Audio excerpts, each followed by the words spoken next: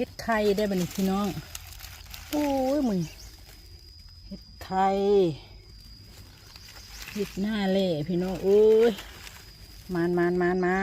งามขนาดทั้งตูมทั้งบานอลังการอลังกึดพี่น้องวันนี้27 พฤษภาคม 2567ปุ้ยมานเจอกันพรุ่งนี้พี่น้องวันนี้หมานมากเลยหิวข้าวบ่าย2แล้วค่ะมา10 โมงนะพี่น้องหมานขนาดมื้อนี้